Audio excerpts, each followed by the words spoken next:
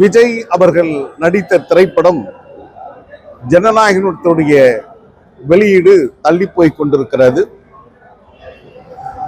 ஒன்றிய அரசின் மத்திய அரசின் கட்டுப்பாட்டில் இருக்கின்ற தணிக்கை குழு அதற்கான சான்றிதழ் தர மறுத்து அலைகழிப்பது என்பது ஒரு ஜனநாயக விரோத போக்கு. ஒரு திரைப்படம் என்பது ஏறக்குறைய 500 கோடி ரூபாய் முதலீட்டில் எடுக்கப்பட்டிருப்பதாக சொல்லப்படுகிறது. நடிகர் விஜய் என்பதனை கடந்து அதில் சார்ந்திருக்கின்ற தொழில்நுட்ப கலைஞர்கள், அதில் நடித்திருக்கின்ற திரைக்கலைஞர்கள், முதலீடு செய்திருக்கின்றவர்கள், ரசிகர்கள் என்று பல்வேறு தரப்பினர் பாதிக்கப்படுகின்றார்கள்.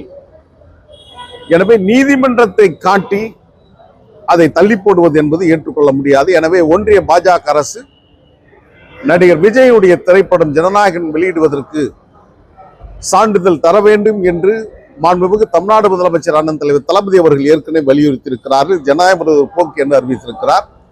திராவிட வெற்றி கழகம் எங்களுடைய பார்வையை அதில் செலுத்துகிறோம். எனவே ஒரு திரைப்படம் வெளியிடுவதற்கு இவ்வளவு தடைகளா என்ற கேள்வி, அது ஏதோ திரைப்படம் மட்டுமல்ல, அதற்கு பின்னால் இருக்கின்ற மிகப்பெரிய அரசியலை நாட்டு மக்கள் உணராமல் இல்லை. அது மிகப்பெரிய பின்னடைவை சம்பந்தப்பட்டவர்களுக்கு ஏற்படுத்தும் என்பதையும் நான் இங்கே எச்சரிக்க விரும்புகிறேன்.